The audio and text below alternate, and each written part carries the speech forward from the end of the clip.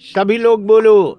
करो चाहे लाख चतुराई, उसी घर सबको जाना है। करो चाहे लाख चतुराई, उसी घर सब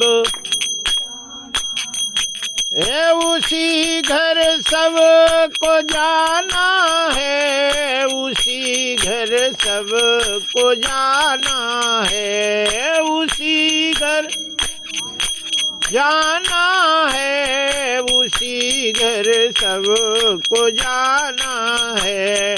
करो चाहे लाख चतुराई, उसी घर सब करो चाहे लाख चतुराई, उसी घर सब को जाना है। करो चाहे लाख चतुराई, उसी घर सब को जाना है। करो चाहे लाख चतुर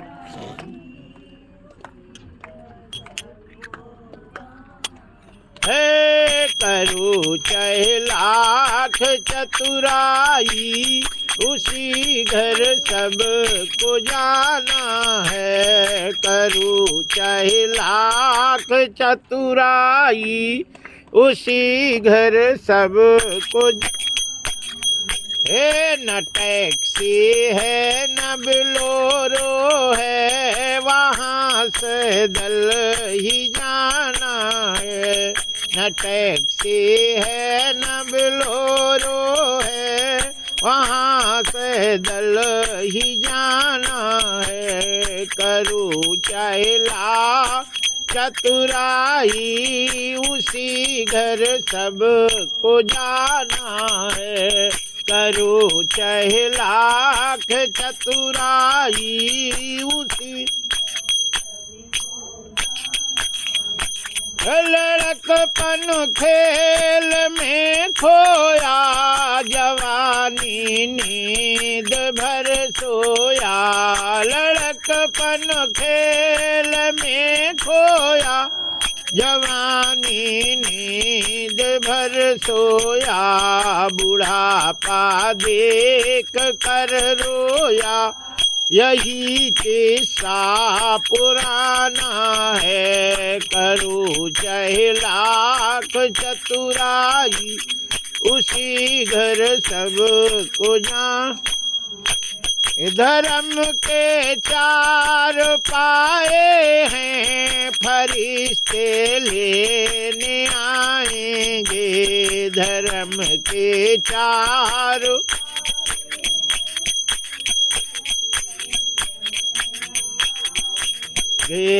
धर्म के चार पाए हैं, फरिश्ते लेने आएंगे। धर्म के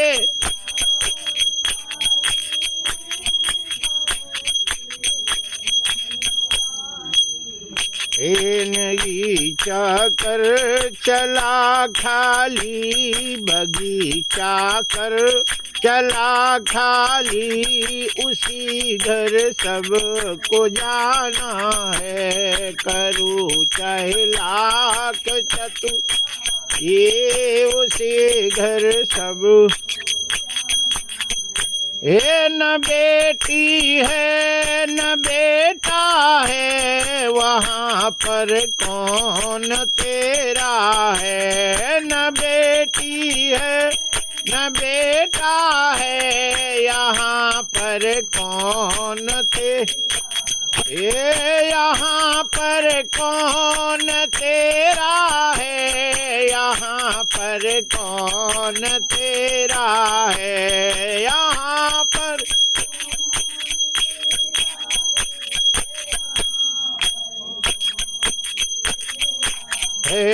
न बेटी है न बेटा है, यहाँ पर कौन तेरा है। न बेटी है न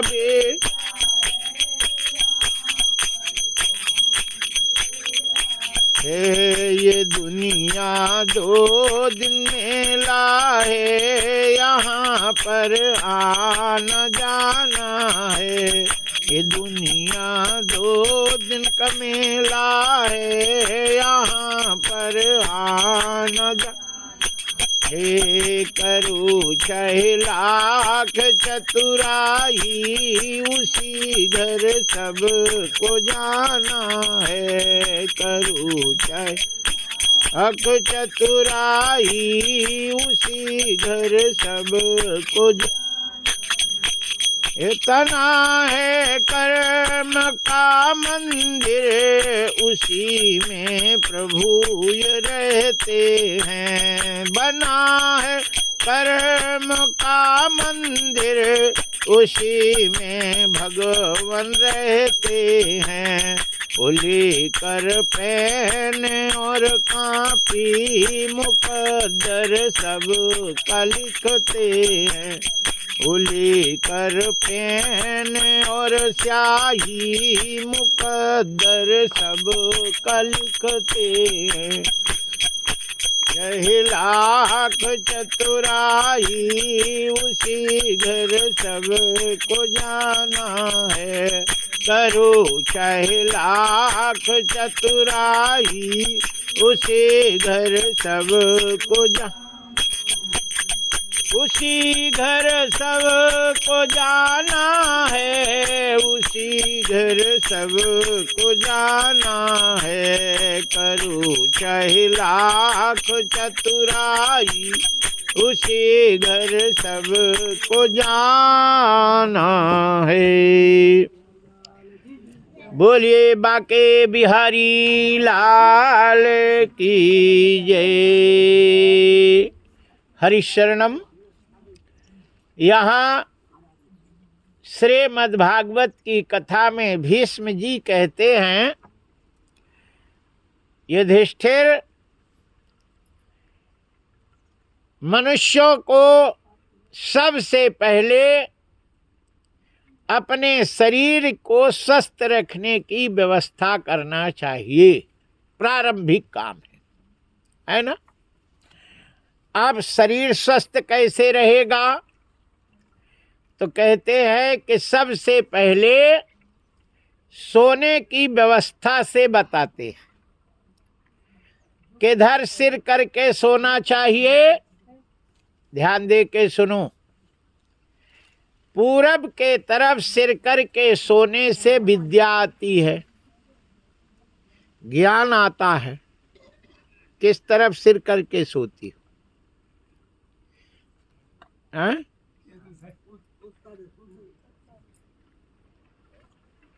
पश्चिम के तरफ। तुम्हारा? वाह। पूरब के तरफ सिर करके सोने से विद्या आती है, बुद्धि आती है। और पश्चिम के तरफ सिर करके सोने से चिंता आती है, दुख आता है, कष्ट आता है। उत्तर के तरफ सिर करके सोने से जल्दी मरता है।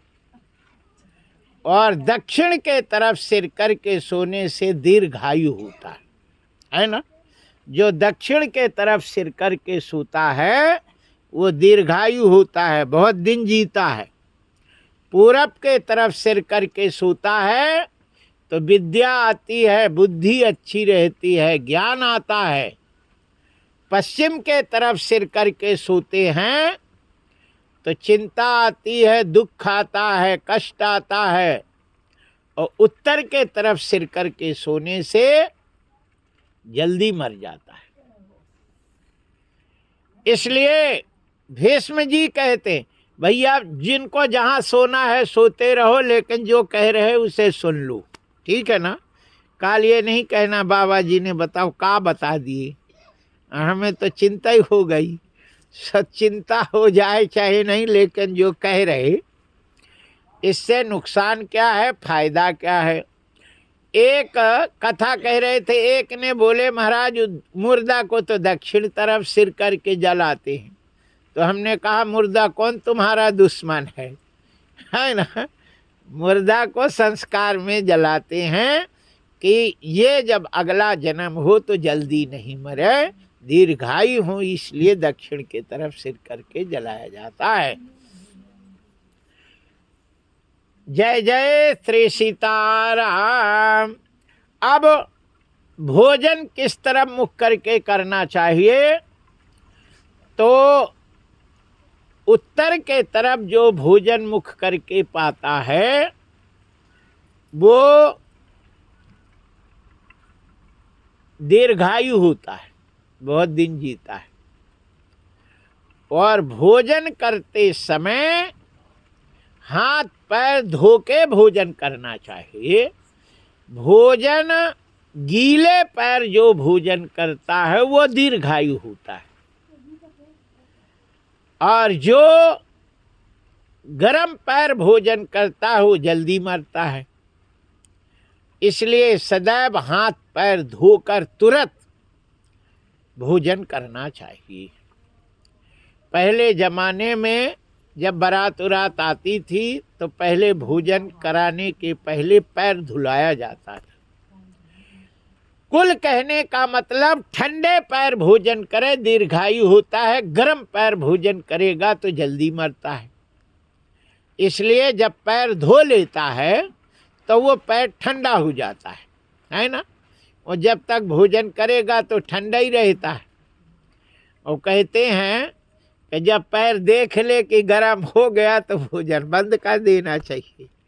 और ये खैर ऐसा तो नहीं है, ठंडा बना रहता है जब तक पानी के उससे ठंडक रहती है। कहते हैं कि पूरब के तरफ मुख करके भोजन करने से बुद्धि अच्छी आती है, और उत्तर के तरफ मुख करके भोजन करने से दीर्घायु होता है, और पश्चिम के तरफ मुख करके भोजन करता है तो रोगी होता है, और दक्षिण के तरफ मुख करके भोजन करेगा तो प्रेतात्मा की प्राप्ति होती है। इसलिए दो ही तरफ मुख करके भोजन करना चाहिए, या उत्तर के तरफ मुख करके या पूरब की तरफ मुख करके भोजन करना चाहिए। जय जय श्री सीताराम। अब कहते हैं कि भोजन करने के बाद मतलब सोने के बाद जब उठे तो उठने के बाद खाट में बैठे बैठे जल पीना चाहिए, जितना पी लेवे, है ना। कुल्ला नहीं करे, न मुंह धोवे न आंख धोवे। प्रात काल खटिया में बैठे पिए तुरंत पानी, अवा के घर माँ वैद न जावे यह घाघ के मानी, है ना। उसके घर में वैद्य नहीं जाता है। सोने के लिए बायां हाथ अपने रख करके बाएं करौटा ही सोना चाहिए, दाहिने करौटा कभी नहीं सोना चाहिए, नहीं तो भयंकर बीमारी लग जाती है, ठीक है ना। इसलिए बायां करौटा सोना चाहिए, और बायां करौटा में ही जगना चाहिए कि नहीं। हाँ, वो दीर्घायु होता है। भोजन करने के बाद तुरंत बाथरूम जाना चाहिए, और तुरंत मतलब बायां करौटा सोना चाहिए। उसके घर में वैद्य कभी नहीं जाता। ये भीष्म जी कहते हैं करके देखो, है ना। और हम ये सब करते हैं, हमें मालूम है, इसलिए मुझे वैद्य नहीं आता कभी। जो जहाँ जहाँ हम कथा करे हैं सबको हमारे यूट्यूब में उन्हें मालूम है, और कहीं नहीं डाले यूट्यूब में तो डाल ही देते। और सबको पता है कि महाराज जी महीना में 4 कथा करते हैं, है ना। हमें तो मरबे को टाइम नहीं रहता है, दवा बुखार कहाँ से आए। और सदैव 4 बजे उठते हैं, ठंड हो चाहे कछू, जुखाम नहीं होता, है ना। आज तो हमने तिवारी जी को जबरदस्ती ठेल ठेल के नहवा दिए। बोले मरवा रहे, हमने कहा मरोगे नहीं, गारंटी हमारी है। जय जय श्री सीताराम। और कपड़ा उतार दिया। अरे बोले महाराज अब तो हम जवान हो गई, हाँ हमें ठंड नहीं लग रही। याद रखो, नहाने के पहले ठंड लगती है और भोजन के बाद ठंड लगती है, और नहाने के बाद ठंड नहीं लगती। लेकिन नहाने के बाद कपड़े वगैरह पहन लेना चाहिए, है ना, क्योंकि वो फिर नहा के कपड़ा पहन लो, बैठ जाओ, ठंड लगे चाहे नहीं, कपड़ा पहन लेना चाहिए। जय जय श्री सीताराम। यहाँ उठने के बाद मंजन कभी नहीं करना चाहिए। ध्यान दे के सुनो, मंजन कभी नहीं करना चाहिए, दातून करनी चाहिए। चाहे जैसा भी हो, दातून ही करना चाहिए। और दातून करने से कितने फायदे होते हैं और मंजन करने से कितने नुकसान होते हैं। जय जय श्री सीताराम। यहाँ दातून औषधि है, दातून औषधि होती है, और वो औषधि से शरीर स्वस्थ रहता है और शरीर अच्छा रहता है। इसलिए हमारे श्रेय शास्त्र पुराणों में व्यास जी ने हर चीज़ें पुराणों में लिखी है। ये औषधि होती है, औषधि क्या क्या देती है इसको आप लोग ध्यान से सुनेंगे। आयु बलम, और दातून करना क्या देती, आयु बढ़ाती है, बहुत दिन जीता आदमी, बल ताकत आती है। आयु बलम, यश बढ़ता है, लड़के बच्चे स्वस्थ रहते हैं, होते हैं, बहुत बढ़ते हैं। और पशु गाय भैंस भी खूब बढ़िया रहती हैं, खूब दूध देती है ना, रहती हैं। और आयु बलम यशो वर्चो प्रजापाशो नीच ब्रह्म प्राज्ञा च मेधा च तमनो देहि बृहस्पति। ब्रह्म ज्ञान की प्राप्ति होती है, बुद्धि प्राप्त होती है दातून करने से। तो यहाँ श्री शौनक ऋषि श्री सूत जी से पूछते हैं, महाराज कौन सी दातून करना चाहिए और कौन सी नहीं करना चाहिए, क्या करने से किसकी प्राप्ति होती है। तो कहते हैं महुआ की दातून करने से लड़का प्राप्त होता है। जिनके लड़का ना होवे तो 6 महीना दातून कर लेवे तो लड़की हों सो लड़का हो जाता है। सो बोले कैसे दातून करें, बोले बकला सहित दातून करना चाहिए, और उसको मुरा के और उसका जो रस निकले उसको थूका ही नहीं, पिच उसको घुट कर लेवे मुरा के, और फिर उसको दातून करे, लेकिन थूके नहीं, उसको पेट में डाले, सुपुत्र लाभ होता है। दंत काष्ठ विधम तो प्रथम कथयामि ते मधुके पुत्र लाभा। मधुके मतलब महुआ, पुत्र लाभ का। अच्छा, हर छठ को महुआ की ही दातून करते हैं, पुत्र के लिए होता है और महुआ का फल ही खाया जाता है। कोई करता है हर छठ व्रत का करते, महुआ ही करते हैं कि नहीं? नहीं, और ऋषि पंचमी अध्यारा उसमें जो ऋषि पंचमी को तो 100 दातून करने का विधान है, हाँ 108। लेकिन महुआ की दातून केवल छठ को है, है ना। आए? नहीं तो इसमें लिखा है कि महुआ की दातून करने से पुत्र लाभ होता है और अकौआ की दातून करने से नेत्र लाभ होता है ना। अकौआ जानते? उसको तुरंत तोड़े और दूध भरा ऐसे चबावे और घुट्ट करे तो आंख बढ़िया फर्स्ट क्लास रहती है, मोतिया बिंद नहीं होती, है ना।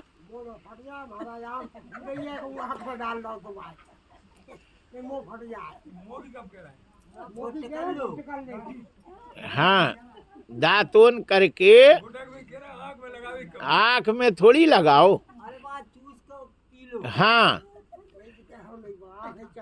क्या है कि खाली मन से ये जो लिखा शास्त्र में, ये मूर्ख नहीं लिखे हैं, है ना। ये दिव्य दृष्टि प्राप्त व्यास जी लिखे हैं।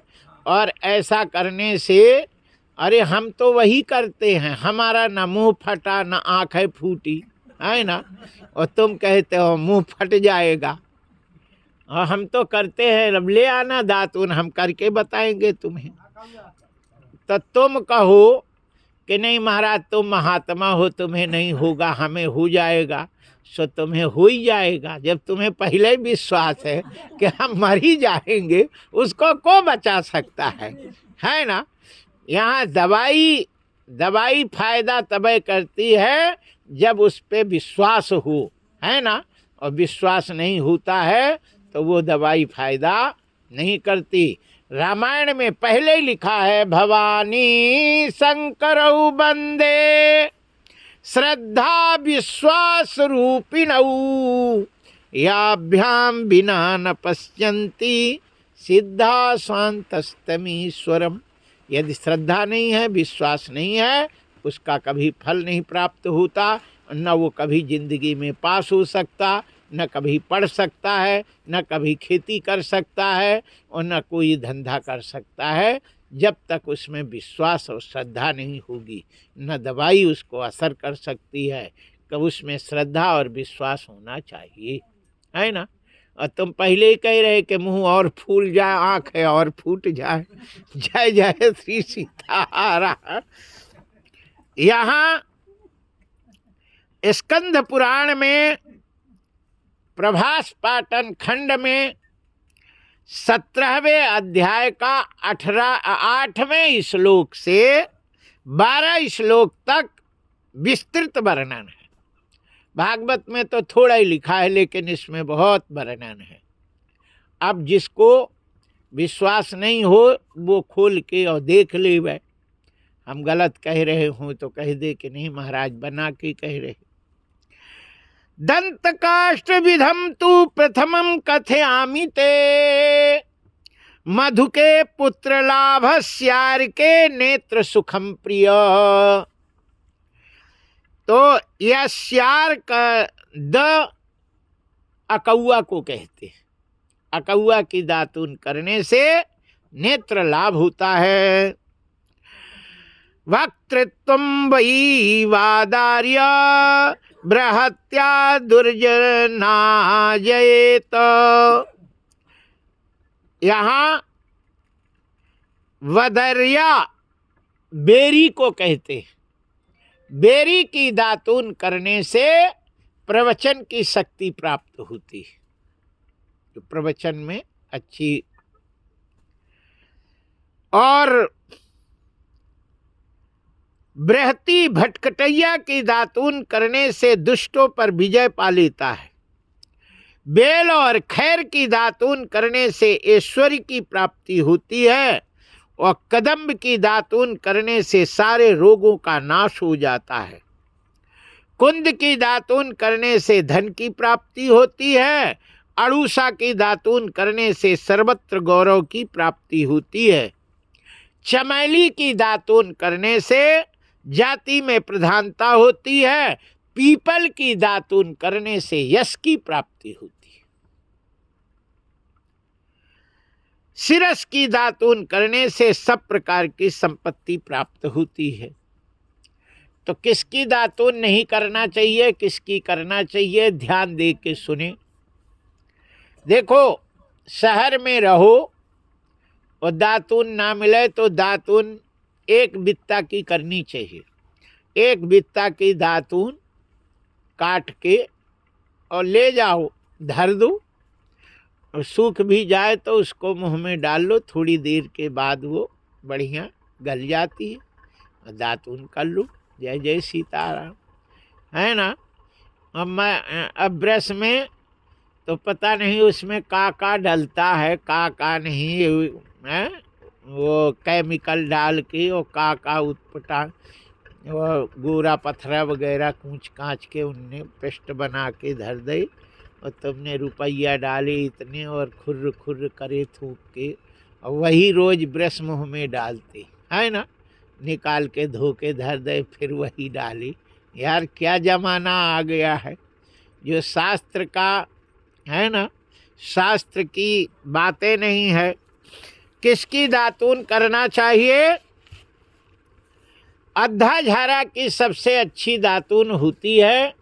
और अद्धे झारे की दातून को जड़ से अद्धा झारा को उखाड़ना चाहिए और उस जड़ को चबा करके, और जिसके कैसे भी दांत दर्द करता हो, पायरिया हो, भयंकर से भयंकर रोग हो, बदबू आ रहा हो, और अद्धा झारा की दातून चबा के और उसका रस यदि पेट में डाल लेता है तो पेट के सारे कीड़े मर जाते हैं। पटार वगैरह पड़ी हो उसके सारे खत्म हो जाए, है ना।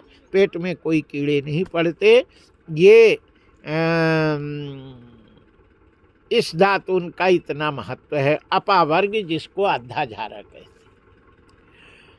बेल है, अकौआ है, नीम है, खैर है, गूलर है, करंज है, अर्जुन है, आम है, साल है, महुआ है, कदम्ब है, बेर है, कनेर है और बबूर आदि वृक्षों की दातून करना चाहिए। लेकिन छिवले की कभी दातून नहीं करो। छिवला है, लसोड़ा है, कपास है, धन कच, कुश, कास, कचनार, तेदू, समी, रीठा, बहेड़ा, सहीजन, सेमल आदि वृक्षों की कभी दातून नहीं करनी चाहिए।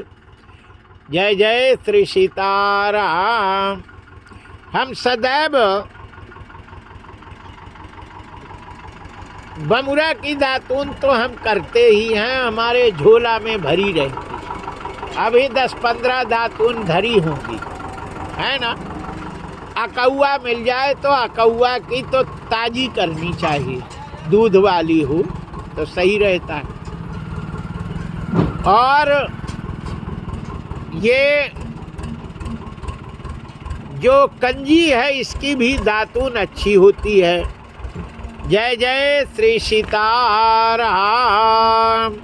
बोलिए बाके बिहारी लाल की जय। कोरी अंगुली से कभी दातून नहीं करना चाहिए। ये तर्जनी अंगुली से कभी दातून नहीं करना चाहिए। कोयला, बालू, भस्म, राख और ईंटा, ढेला, पत्थर और मिट्टी आदि की कभी मंजन बना के दातून नहीं करना चाहिए। दातून के लिए सीधी, हरी, गीली, छिद्रहीन लकड़ी का प्रयोग करना चाहिए। चिरी हुई, कीड़े लगी हुई, सीखी, सूखी, टेढ़ी और छिलका रहित दातून कभी नहीं करना चाहिए। दातून कनिष्ठिका अंगुली से मोटी नहीं होनी चाहिए। इस अंगुली से मोटी दातून न करे, इसी के बरोबर कर सकते। जय जय श्री सीताराम। दातून सदा पूर्व एवं उत्तर के ओर मुख करके दातून करना चाहिए। पश्चिम एवं दक्षिण के ओर मुख करके दंत धावन कभी नहीं करना चाहिए। बोलिए बाके बिहारी लाल की जय। कहते हैं कि तेल लगाने के बाद कभी भी, स्नान के बाद तेल कभी नहीं लगाना चाहिए। जो स्नान के बाद तेल लगाता है उसे पूजा पाठ करने का कोई भी फल प्राप्त नहीं होता। इसलिए तेल लगाने के बाद स्नान करना चाहिए, और जो स्नान करके तेल लगाता है वो अपवित्र हो जाता है। तेल लगाए न करी स्नाना, सो पापी चंडाल समाना। अच्छा, तेल किस किस क्या क्या काम करने के बाद स्नान करना अनिवार्य होता है? नंबर 1, तेल लगाने के बाद शमशान घाट में जावे और जब लौट के आवे तो सिर से नहावे। तेल लगा ले तो सिर से नहावे। तेल लगाने के बाद शमशान घाट से लौटने के बाद स्त्री प्रसंग करने के बाद बाल बनवाने के बाद और चंडाल आदि छू जाए तो उसके बाद, और कहते हैं कि इस समय स्नान जब करता है तब वो शुद्ध होता है, और नहीं तो वो अपवित्र बना रहता है। बोलिए बाके बिहारी लाल की जय। तेल कैसे लगाना चाहिए, इसके लिए व्यवस्था बताई गई है। तेल को सिर से कभी नहीं लगाना चाहिए। सिर में लगाने के बाद यदि अन्यत्र कहीं तेल लगा लेता है तो लक्ष्मी उनको त्याग कर चली जाती है। पैर से तेल लगाना शुरू करना चाहिए, और सिर पे तेल लगाने के बाद फिर अन्यत्र कहीं तेल नहीं लगाना चाहिए, और उस हाथ को साबुन से धो लेना चाहिए, और फिर 2 लोटा पानी डाल लेना चाहिए। नहाने तेल लगाने के बाद स्नान कर लेना चाहिए, और वो शरीर बढ़िया स्वस्थ रहता है। फिर तेल नहीं लगाना चाहिए। जय जय श्री सीताराम। यहाँ श्री सौनक ऋषि श्री सूत जी महाराज से कहते हैं कि इसके बाद कपड़ा पहनना चाहिए। वस्त्र के लिए जो कपड़ा पहन करके स्नान करे उस कपड़े को फटकारना कभी नहीं चाहिए, है ना। और कपड़ा धोने के बाद जो पानी बचता है उस पानी को पैर में कभी नहीं डालना चाहिए, नहीं बुद्धि खराब हो जाती है ना। और कहो जो औरत कपड़ा धो के और पैर में पानी डाल ले तो कहो पति को ही बेलना सटकार देवे, है ना। सास को मार दे, किसी को मार दे, कोई ठिकाना नहीं है, बुद्धि खराब हो जाती है। इसलिए सदैव पानी विपरीत दिशा में डालना चाहिए कि वो पैर में पानी नहीं पड़ जाए। बाल धोने के बाद बाल का पानी जो छूता है वो बहुत अपवित्र होता है, और वो पानी जहाँ जहाँ छुएगा वहाँ वहाँ गाय के गोबर से लीपे तब पवित्र होता है ना। इसलिए बाल को कभी भी पानी छूता हुआ चलना नहीं चाहिए। नंबर 3, बाल कभी खुले नहीं रखना चाहिए। यदि बाल खुले रहते हैं तो चुड़ैल उसके खोपड़ी में निवास कर जाती है।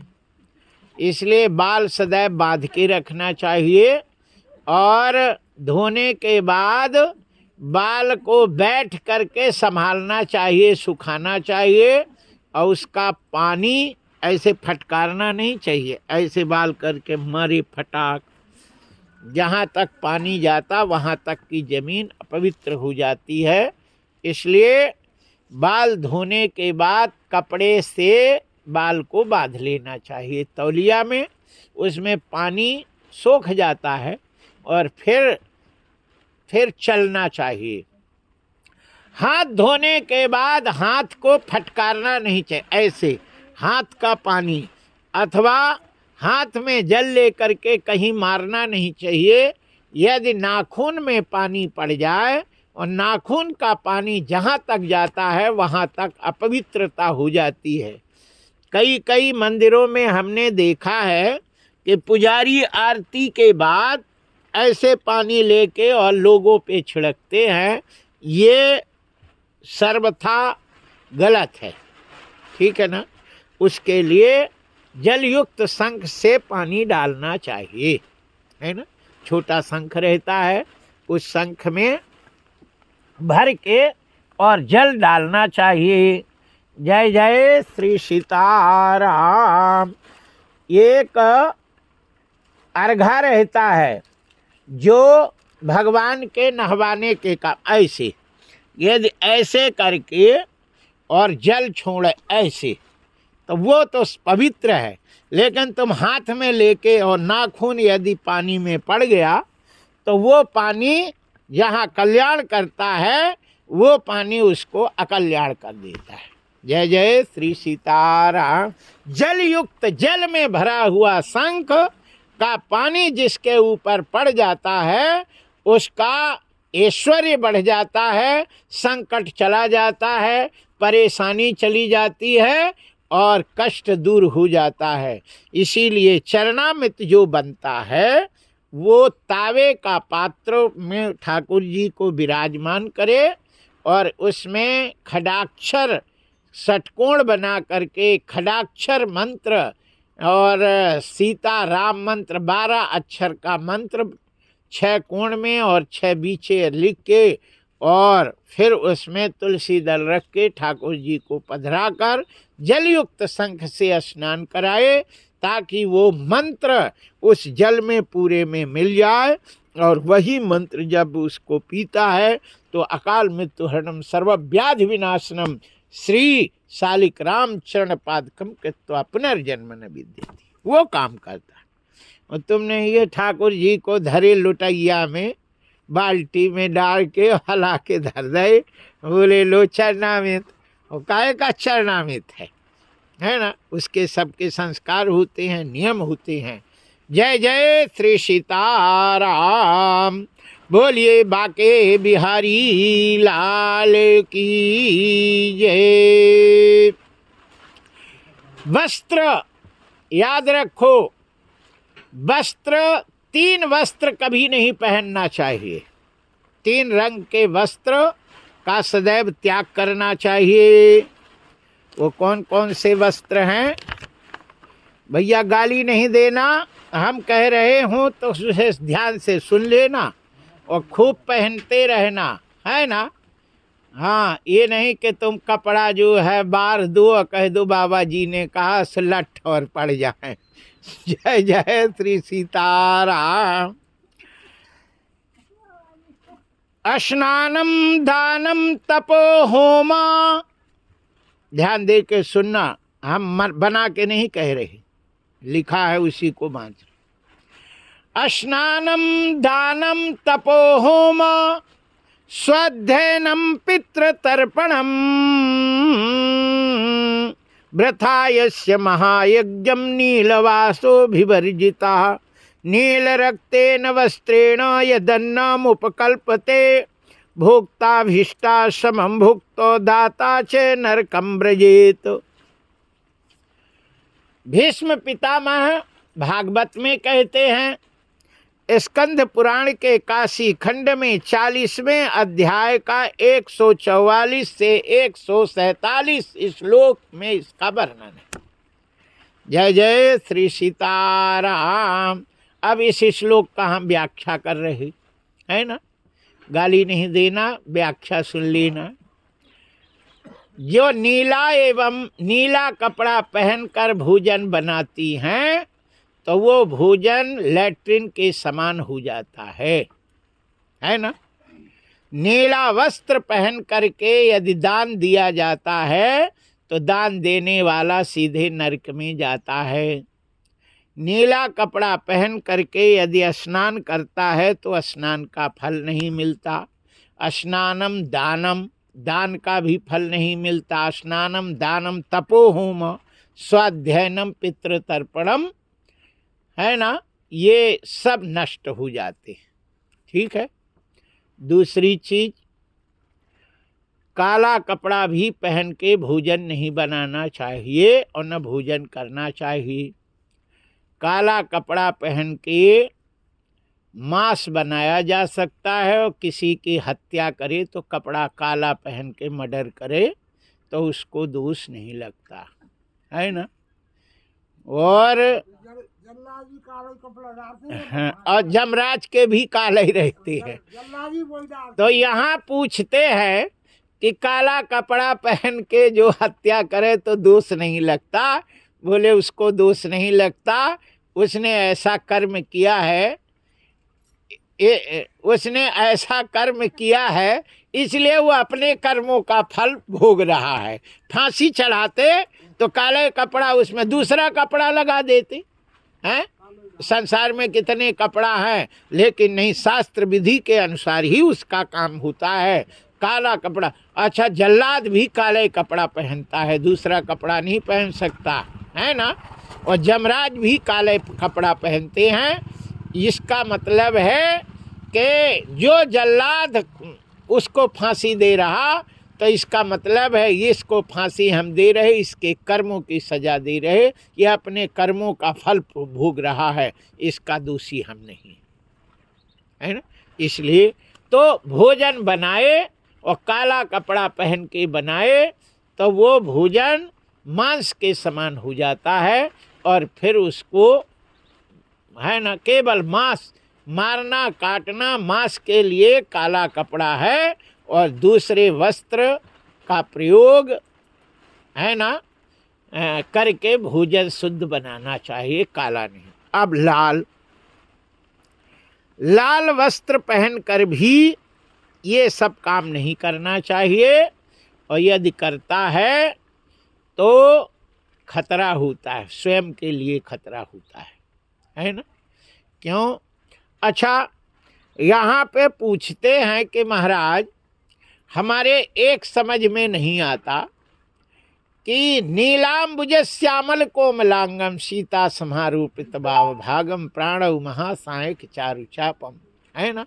नील सरूरुह नील मणि नील नील धर श्याम लाज ही तन शोभा निरखि कोटि कोटि सत काम। भगवान का शरीर ही नीला है, फिर वस्त्र में क्यों दोष है?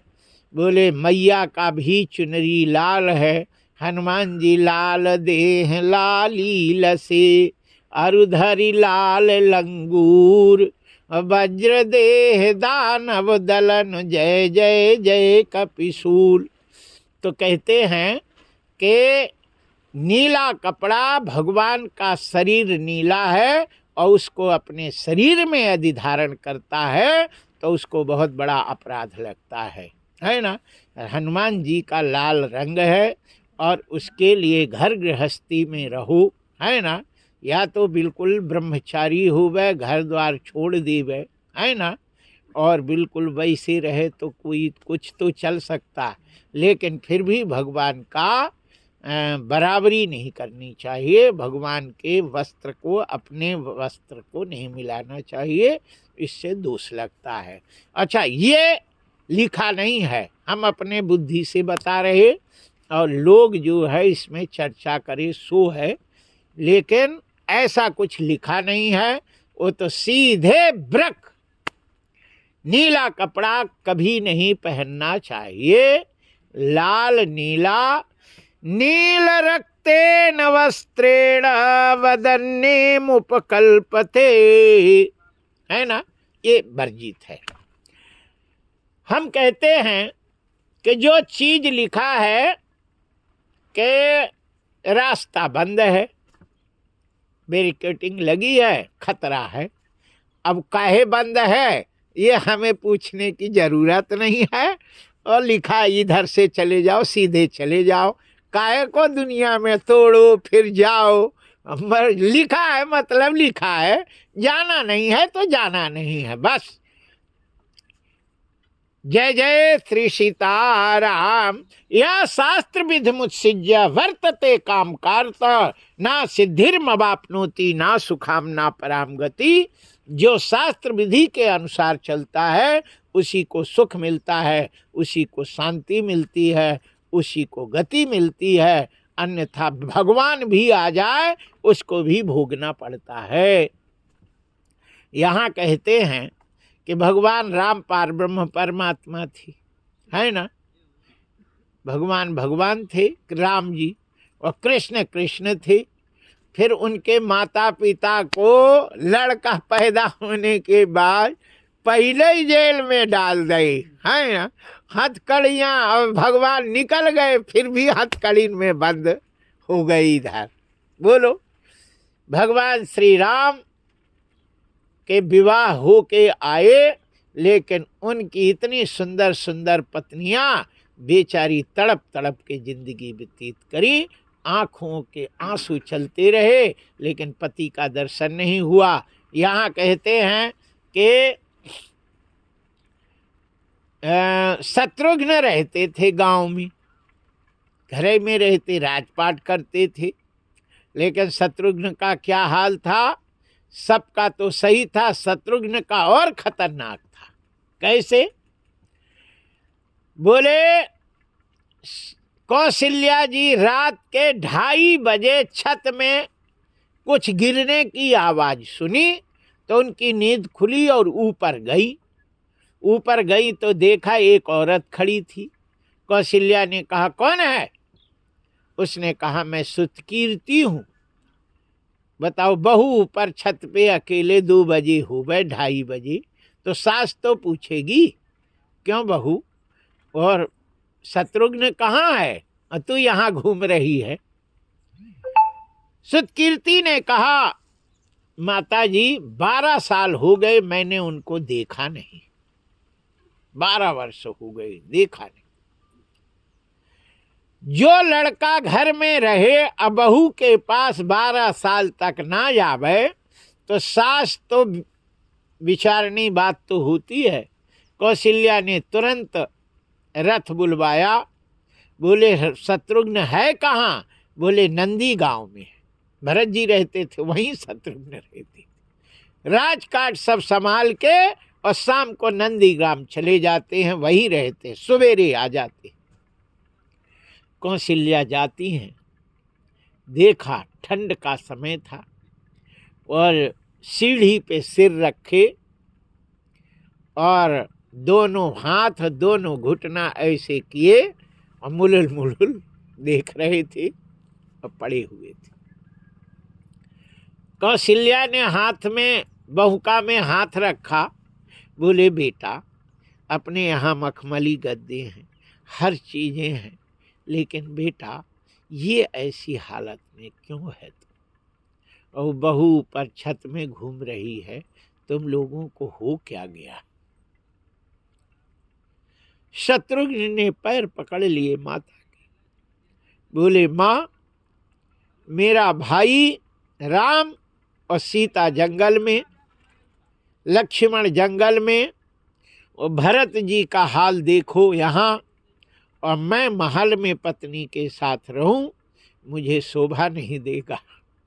भाई दुखी हो और एक भाई सुख की चैन से रहे, ये मुझे स्वीकार नहीं है।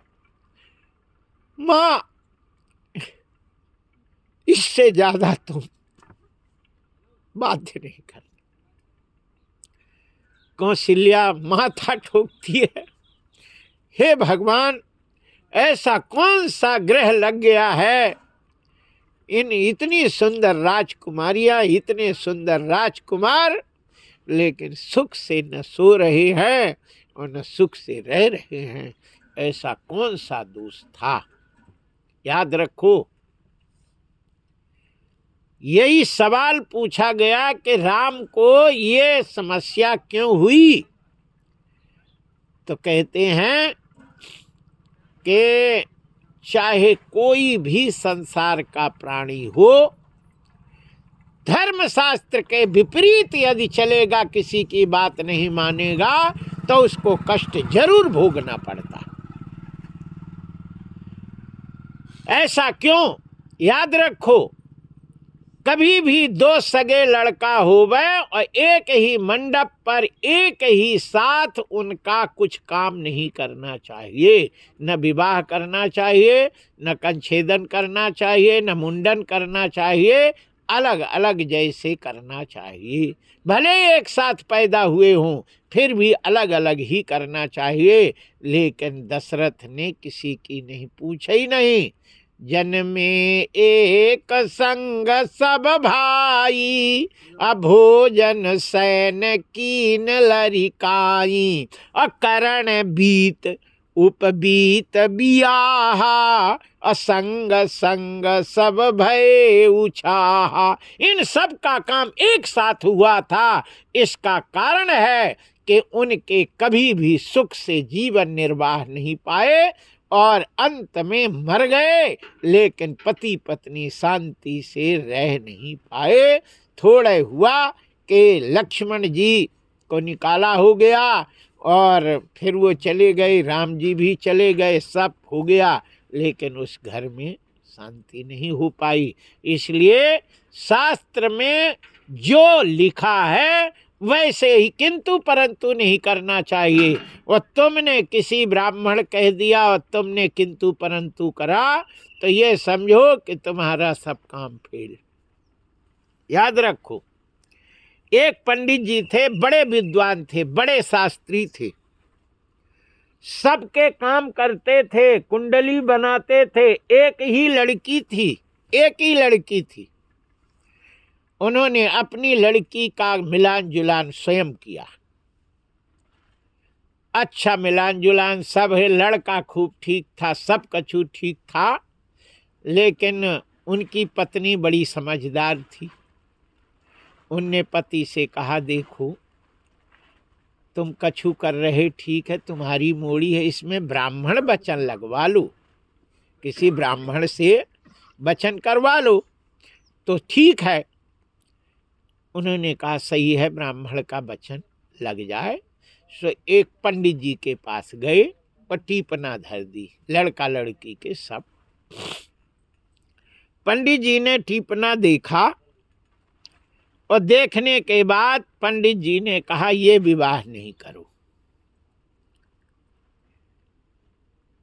तो हमारे तिवारी जैसे थे वो जिद्दी, उन्हें क्यों नहीं करें, कमी बताओ, हम तो कछु नहीं, कमी बताओ क्यों नहीं करें। मिल रहा है बढ़िया, सब गुण मिल रहे हैं, सब है, कोई कमी नहीं है। तो बोले तो करो, फिर हमारे पास काहे को आए हो, और यदि हमारे पास आए हो तो ये विवाह नहीं करो, ये मेरा वचन है। उनने किसी की नहीं मानी और विवाह कर दिया। और विवाह करके और चले हैं तो जिस लड़का के जिस गाड़ी में था उस भयंकर एक्सीडेंट हुआ, घर नहीं पहुंच पाया, लड़का वहीं खत्म हो गया। तो सबसे पहला बात होता है ब्रह्म वाक्रम जनार्दन, ब्राह्मण का वचन भगवान का वचन होता है। यदि ब्राह्मण पे विश्वास करे और वो कह दे तो उसमें किंतु परंतु बिल्कुल नहीं करना चाहिए, और उसे करना चाहिए, है ना। अपने मन से नहीं करना चाहिए, है ना। कोई काम है वो अपने मन से नहीं करो, और ब्राह्मण से पूछो और ब्राह्मण कह दे तो फिर उसको करना चाहिए, फिर उसमें कोई दोष नहीं है, वो सब ठीक है ना। जय जय श्री सीताराम। यहाँ दशरथ ने किसी की नहीं सुनी, किसी की नहीं सुनी। रामायण में लिखा है, राज तिलक के लिए गए, बोले कि कल ही युवराज होना चाहिए। वशिष्ठ ने महामुहूर्त बताओ, बोले कोई मुहूर्त नहीं है, जिस दिन राम जी राजा बनेंगे सुदिन सुमंगल तब ही जब राम होए युवराज।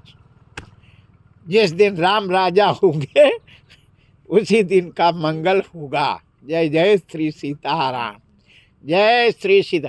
यहाँ ये हम आप लोगों को बता रहे हैं कि ये जितने भी पुराण लिखे गए हैं, जितने भी शास्त्र लिखे गए हैं, ये पागलों ने नहीं लिखा है ना, ये विद्वानों ने लिखा है।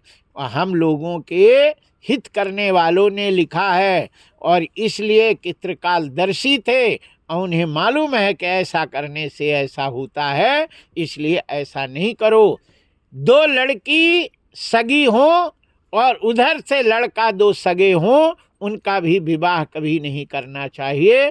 और यदि धन के लालच में तुमने एक ही साथ निपटना चाहा तो उसमें से एक की तो मिट्टी पलीद हो जाती है, एक की तो बहुत ही कष्ट स्थिति खराब होती है, और वो पूरी जिंदगी सुख से नहीं रह सकती, ये गारंटी है। जय जय श्री सीताराम। जिनके सगी सगी बहन हो तो देखो, बचपन से लेके और देखो, या तो विधवा हो जाती या स्वयं मर जाती, दो में से एक। हमने कम से कम 10-12 ऐसा केस देखे कि उसमें कोई सही नहीं होता। जय जय श्री सीताराम। शास्त्र में लिखा है, उसको मानना चाहिए और उस पर चलना चाहिए। बोलिए बाके बिहारी लाल की।